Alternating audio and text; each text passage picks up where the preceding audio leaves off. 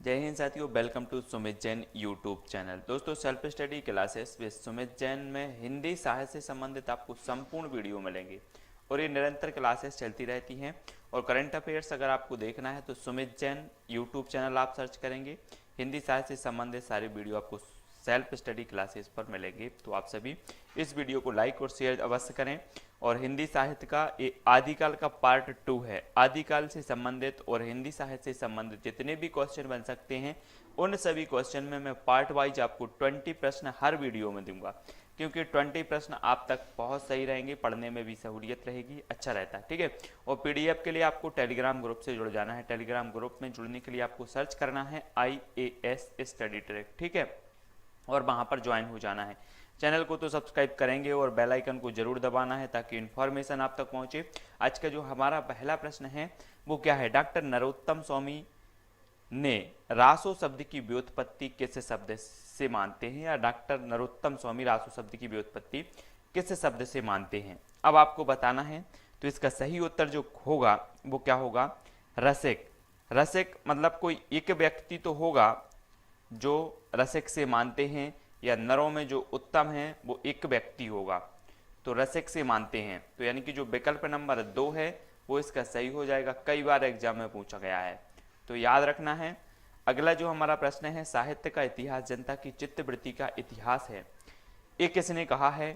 तो ये कहा है दोस्तों, किसने कहा है, आचार्य रामचंद्र शुक्ल ने। सभी को पता है। और एक बात बताना कि जनता की चित्तवृत्ति में क्या समाये हुए हैं, राम समाये हुए हैं कि नहीं समाये हुए हैं। तो जनता की चित्तवृत्ति का इतिहास कौन कहेगा, रामचंद्र शुक्ल कहेंगे कि कोई और कहेगा, रामचंद्र शुक्ल कहेंगे।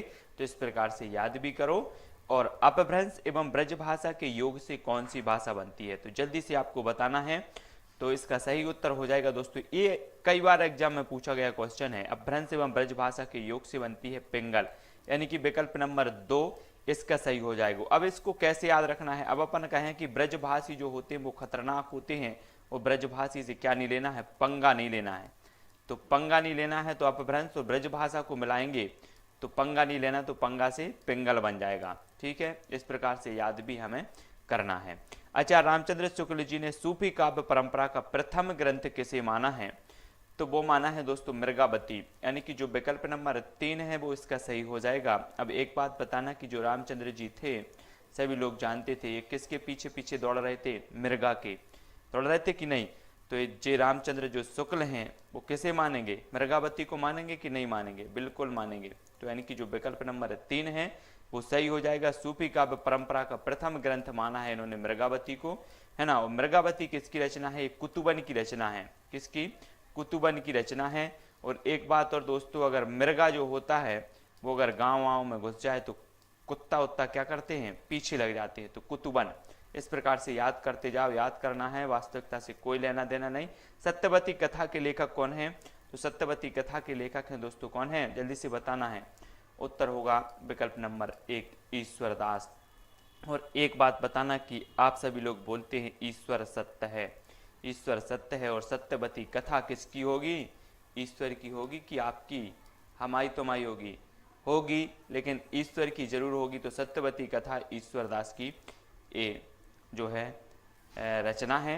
नेक्स्ट है, डॉक्टर रामकुमार वर्मा ने संधि काल की समय सीमा क्या मानी, मोस्ट इंपॉर्टेंट, याद रख लेना।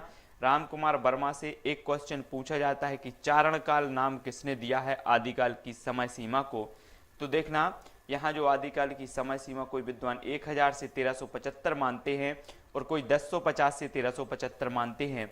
तो यहाँ पर याद रखना है कि जो आदिकाल की समय सीमा 1000 से 1375 है, इसे रामकुमार वर्मा ने चारण काल कहा है। और यहाँ पर पूछा गया है कि डॉक्टर रामकुमार वर्मा ने संधि काल की समय सीमा क्या मानी है, तो संधि काल की समय सीमा इन्होंने 750 से 1000 जो है मानी है, और 1000 से 1375 इन्होंने इसे चारण काल नाम दिया है।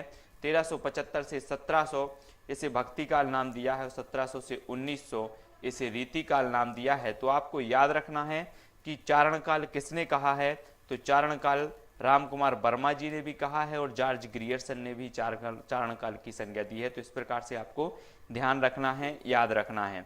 बीसलदेव रासो के रचनाकार कौन है, तो बीसलदेव रासो जो रचना है वो रचना है दोस्तों नरपति नाल की। और अब एक चीज बताना कि यहाँ पर पति शब्द होता है तो पति 20 नहीं होते, पति एक होता है, तो बीसल देवरासो किसकी रचना होगी? नरपति नाल, है ना, नरपति एक ही होता है, तो नरपति नाल 20 नहीं होते, तो बीसल देवरासो नरपति नाल। कई बार हर एग्जाम में ये क्वेश्चन तो पूछ ही जाता है। और ये बीसल देवरासो जो है ये गीति काव्य है, ये चीज भी आपको पूछ लिया जाता है कभी कभी कि बीसल देवरासो किस प्रकार का ग्रंथ है, किस प्रकार की रचना है। तो इस प्रकार से भी आपको खंड काव्य, महाकाव्य, गीति काव्य, मुक्तक काव्य इस प्रकार से ऑप्शन दिए जाते हैं। तो ये गीति काव्य है और ये नरपति नाल की रचना है, तो इसको याद रखना है। शिलाओं पर लिखित ग्रंथ है, तो शिलाओं पर जो लिखित ग्रंथ है दोस्तों वो राउल बेल है। राउल बेल क्या है? आपने देखा होगा कि शिलाओं में बेल बेल बनी होती हैं इस प्रकार से, तो राउल बेल ये शिलाओं पर अंकित जो है ग्रंथ है। और इसे चंपू काव्य भी कहा जाता है ना। ये चंपू काव्य गद्य पद्य के मिश्रण से जो रचना बनती है, जो जिस रचना में गद्य पद्य का मिश्रण होता है उसे चंपू काव्य कहते हैं। तो ये राउल बेल चंपू काव्य है और इस शिलाओं पर अंकित है, तो ये चीज आपको याद रखनी है, ठीक है। हिंदी वीर काव्य कृति की रचनाकार कौन है? तो इसका जो सही उत्तर होगा वो होगा टीकम सेन। अब एक चीज बताना दोस्तों, वीरों को आपने देखा होगा कि वीर लोग क्या करते हैं? टीका लगाते हैं। टीका लगाते हैं कि नहीं लगाते? लगाते हैं। तो ये जो वीर काव्य जो कृति होगी वो किसकी होगी? टीकम सेन की होगी, याद रखो। नेक्स्ट है आदिकाल के अंतिम चरण के प्रसिद्ध कवि कौन थे? तो अंतिम चरण के जो प्रसिद्ध कवि थे दोस्तों वो अमीर खुसरो थे। अमीर खुसरो की पहेलियां आपने सुनी होंगी। और अंतिम चरण की बात होती है तो आपको पता होगा कि व्यक्ति अपने अंतिम क्षण तक क्या सोचता है कि मैं अमीर बन जाऊं। जब तक आदमी मर नहीं जाता अपने अंतिम क्षण तक सोचता है मैं अमीर बन जाऊं। तो अंतिम क्षण के जो प्रसिद्ध कवि होंगे वो कौन होंगे? अमीर खुसरो होंगे। तो इस प्रकार से याद भी करना है, पढ़ते भी जाना है, ठीक है। अगला जो हमारा क्वेश्चन है कि हिंदी के विधेयवादी साहित्य इतिहास के आदम प्रवर्तक शुक्ल जी नहीं प्रत्युत ग्रियर्सन है, यह कथन किसका है?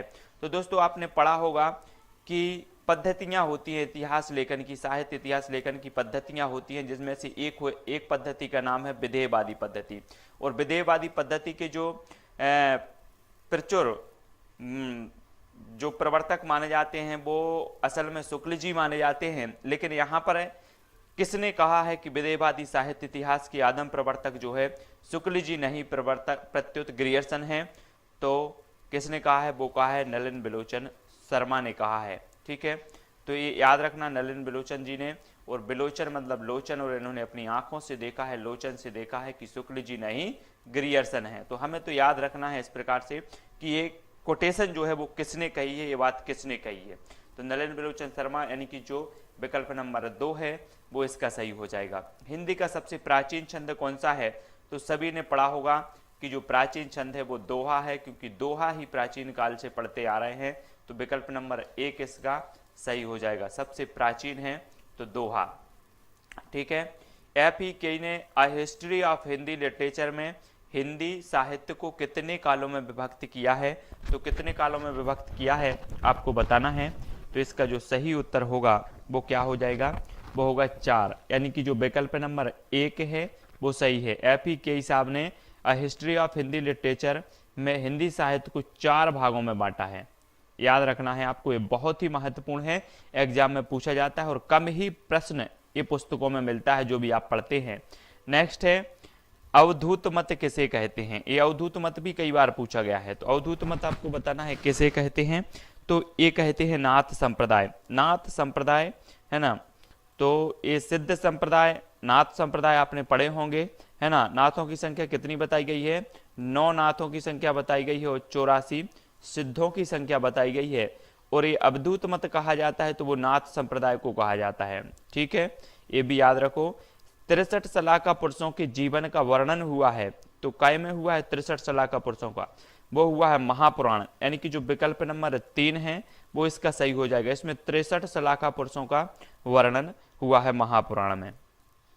अब जो हमारा अगला प्रश्न है, सिद्धों ने कौन सी भाषा शैली में रचनाएं की हैं? सिद्धों ने भाषा शैली को अपनाया है, तो कौन सी भाषा शैली को अपनाया है? तो इसका सही जो उत्तर होगा वो होगा संधा, संधा भाषा शैली। ये एग्जाम में पूछा गया महत्वपूर्ण प्रश्न है, संधा भाषा शैली को अपनाया है, सभी को पता होगा। नहीं पता है तो याद रखो, संधा, संध्या, संधा, इस प्रकार से विकल्प आपको दिए जाएंगे, लेकिन आपको थोड़ा सा अच्छे से देखना है और संधा को चूज करना है, तो संध्या भाषा शैली में। ठीक है, नेक्स्ट है शिवसेन सेंगर ने हिंदी का प्रथम कवि किसे माना है? तो शिवसेन सेंगर ने हिंदी का जो प्रथम कवि माना है वो पुष्य या पुंड को माना है। ठीक है, अब एक चीज बताना दोस्तों, शिव की यहाँ पर बात आती है और शिव के ऊपर हम क्या चढ़ाते हैं? पुष्प चढ़ाते हैं। तो शिवसेन सेंगर जो साहब जी हैं वो प्रथम कवि किसे मानेंगे? पुष्य या पुंड को मानेंगे कि नहीं मानेंगे? क्योंकि हम क्या करते हैं? पुष्प चढ़ाते हैं, तो पुष्य या पुंड को इन्होंने प्रथम कवि माना है शिवसेन सेंगर ने। ठीक है, नेक्स्ट है पृथ्वीराज रासो की रचना विधान में सर्वाधिक विवादास्पद जो पक्ष है वो कौन सा है? सबसे पहली बात तो यही आती है कि जो पृथ्वीराज रासो है हिंदी का प्रथम महाकाव्य माना जाता है। इसके लेखक जो है चंद्रबरदाई हिंदी के प्रथम महाकवि माने जाते हैं, ये चीज याद रखनी है।